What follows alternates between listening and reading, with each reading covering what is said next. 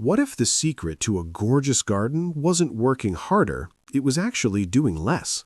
I'm talking about a flower that grows in poor soil, laughs at drought, seeds itself every single year, feeds the birds through winter, attracts butterflies and bees all summer long, and the one thing it truly cannot stand is being fussed over. And here's the wild part. This isn't some new trendy plant that just showed up at your local garden center. Indigenous peoples across North America were using it for medicine hundreds of years before any of us picked up a trowel. It has been growing wild in prairies and open woodlands since long before gardening was even a hobby. It has outlasted trends, outlasted neglect, and outlasted almost every other plant people try to pair it with.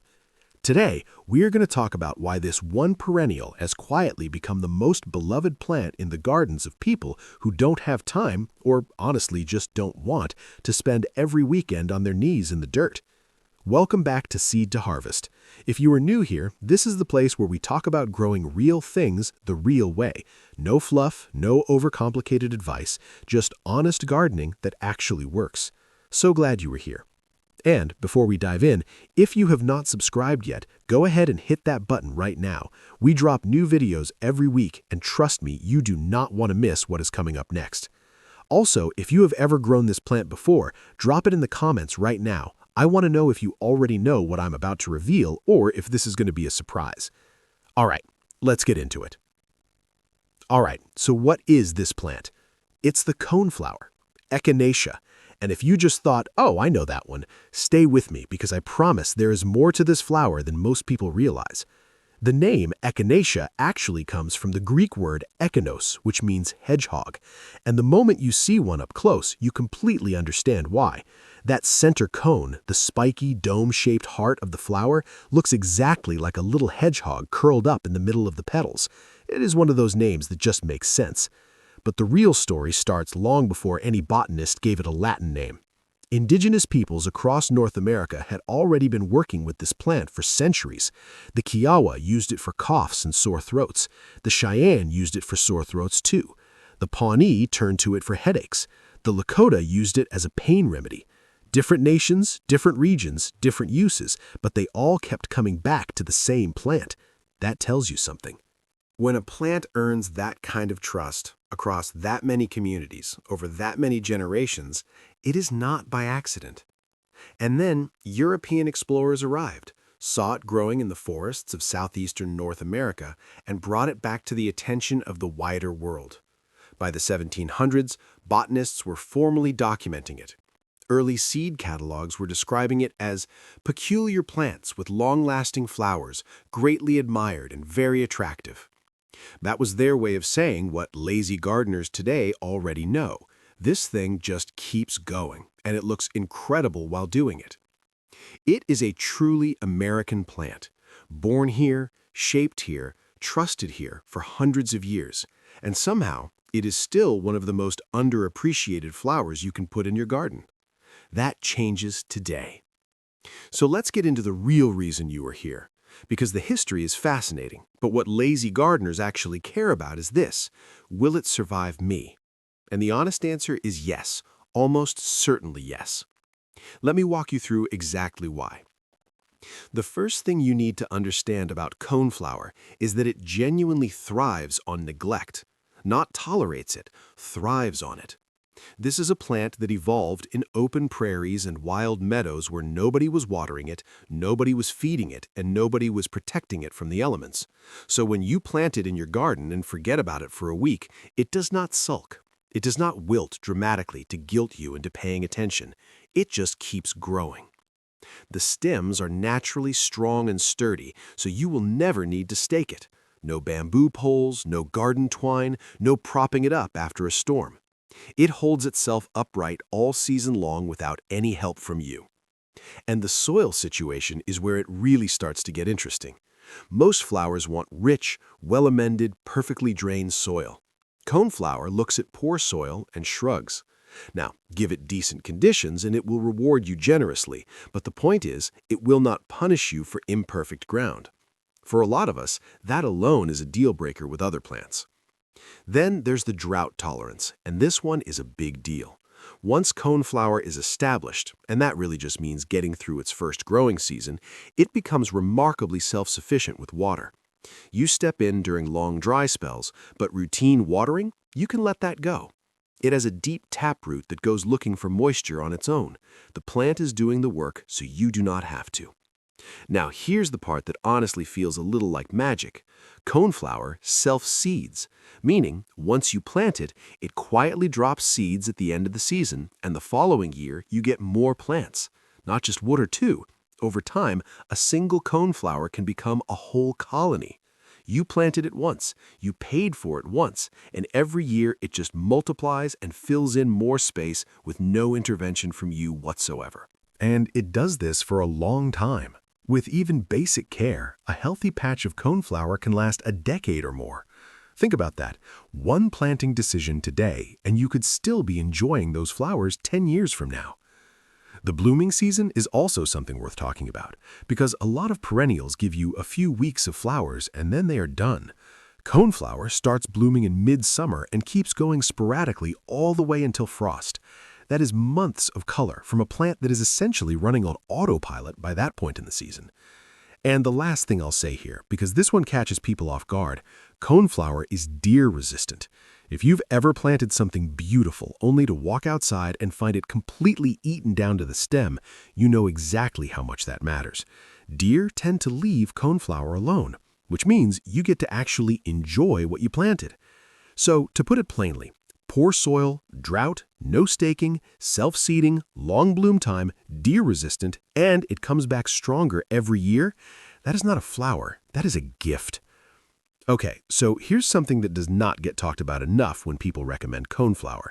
Yes, it is low maintenance, yes, it is tough, but what it does for the living world around your garden, that is honestly the part that makes you fall in love with it. From the moment those blooms open in midsummer, your garden becomes a destination. Bees find it immediately. Butterflies cannot resist it. Researchers actually studied the nectar of Echinacea and found it contains a really attractive mix of natural sugars, glucose, fructose, and sucrose, essentially a well-balanced meal for pollinators. So when you see bumblebees working their way across those cones on a warm afternoon, that's not random. The plant is genuinely feeding them. And then the butterflies arrive. There's something about that broad, flat landing pad of petals surrounding the center cone that makes it irresistible to them. Plant a good patch of coneflower and you will have butterflies visiting consistently all summer long, not just passing through. But here's where it gets really special. Most gardeners deadhead their spent flowers to keep things looking tidy, and with coneflower, you actually want to resist that urge, at least for some of them. Because once the petals drop and that cone dries out, it becomes seed head, and goldfinches go absolutely wild for those seed heads. They will land on them and pick at them for a long time, working through them methodically. So by doing nothing, by simply leaving those spent flowers standing through fall and into winter, you have essentially set up a free bird feeder in the middle of your garden. That is the thing about coneflower that keeps surprising people. Every stage of this plant serves a purpose. The bloom feeds the bees and butterflies, the seed head feeds the birds, and the standing stems through winter give your garden structure during the months when everything else has gone quiet. You plant it to get a pretty flower, you end up with an entire ecosystem. So we have talked about what coneflower does for your garden, but there's another layer to this plant that has been part of its story for centuries, and it's the reason Echinacea became a household name well beyond the gardening world. This plant has a long history as medicine. And I don't mean in a vague, someone somewhere once said it was good for you kind of way. I mean generations of indigenous peoples across North America used specific parts of this plant in specific ways for specific problems. The roots were chewed for throat and tooth infections. It was applied externally to burns, wounds, and insect bites. It was used internally for coughs, pain, and stomach cramps. Different tribes, different preparations, but the same plant, trusted and returned to again and again across hundreds of years. When Western herbalists eventually caught on, they focused in on what many traditional users had already pointed toward, Echinacea as something that supports the immune system. Today, it's one of the most widely used herbal supplements in the world, commonly taken at the first sign of a cold or flu. Walk into almost any health food store and you'll find it on the shelf, in teas, tinctures, capsules, and extracts. The plant contains antioxidants and compounds that researchers believe may help reduce inflammation and support the body's defenses against infection. The science is still evolving, and more research is always ongoing, so this is not medical advice, and it's always worth doing your own reading before using any plant medicinally. But the history behind it is genuinely remarkable. What makes this so interesting from a gardening perspective is that the roots, leaves, flowers, and seeds of certain Echinacea species are all used in the herbal trade, and the roots are typically ready for harvest when the plant is 2 to 3 years old, which means that patch of coneflower quietly growing in your garden is doing double duty. It's beautiful, it's feeding your local wildlife, and given a little time, it could also stock your home apothecary. Not bad for a plant that basically takes care of itself. Now, when most people picture coneflower, they see the classic purple, those soft, drooping petals surrounding that spiky bronze cone, and honestly, it's beautiful. There's a reason it became the icon of the whole genus. But if that's all you know, you're missing out on how far this plant has come. Starting in the 1990s, breeders got seriously interested in Echinacea, and what followed was decades of hybridizing that produced colors nobody expected from this plant. Today, you can find coneflowers in warm oranges, deep reds, soft yellows, creamy whites, and bright pinks. Some varieties have double blooms that look almost fluffy. Some are compact enough for containers, some grow tall enough to anchor the back of a border. A few worth knowing by name, Magnus is a deep rosy purple that was actually named Perennial Plant of the Year back in 1998, and it's still one of the most reliable performers you can find. Cheyenne Spirit comes in a gorgeous mix of warm sunset tones and won the All-America Selections Award. Tiki Torch is a bold orange-red that stops people in their tracks. The point is, whatever your garden palette looks like, there's almost certainly an Echinacea that fits it.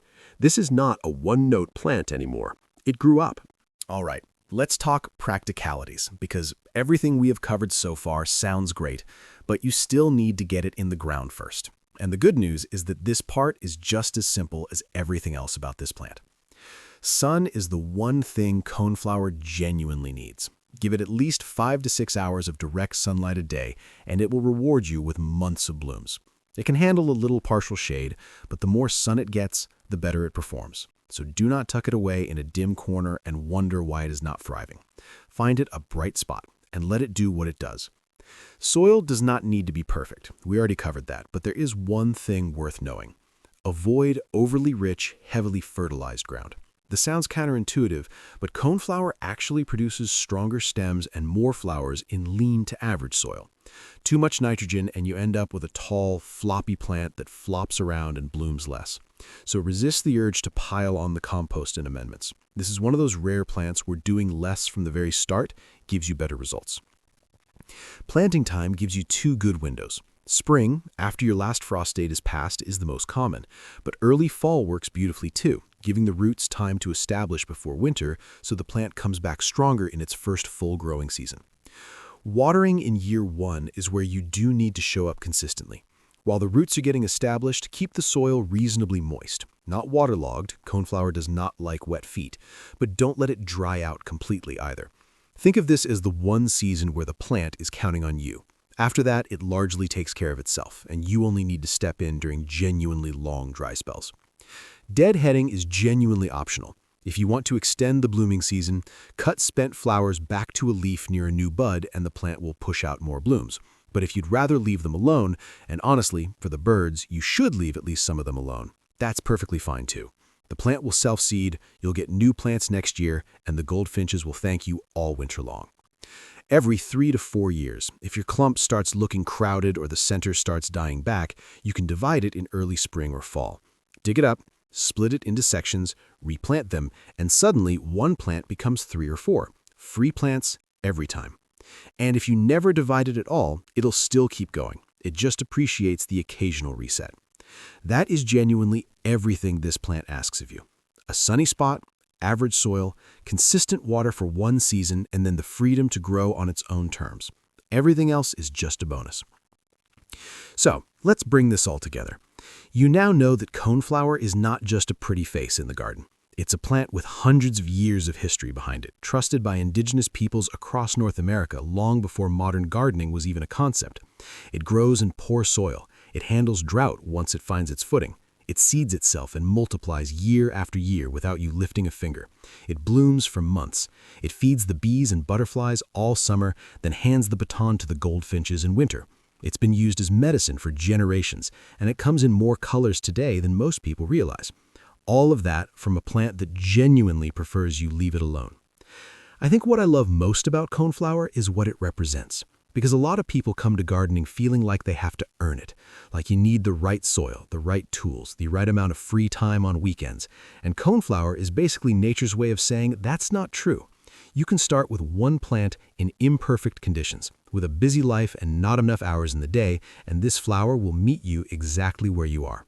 It doesn't need a perfect gardener, it just needs a chance. And if you give it that chance, it'll still be growing in your garden a decade from now, looking better every single year, asking for almost nothing in return. That's the kind of plant worth talking about. That's the kind of plant worth growing. If you enjoyed this video, go ahead and hit that like button. It genuinely helps this channel reach more gardeners who need to hear about plants like this one. And if you're not subscribed yet, now's a great time to do that. We're here every week talking about growing things the real way, without overcomplicating it.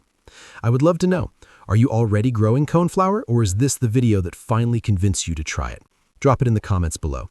And if you have a favorite variety or a color you swear by, tell me that too. I read every single comment and I love hearing what's actually growing in your gardens. Until then, keep growing. I'll see you in the next one.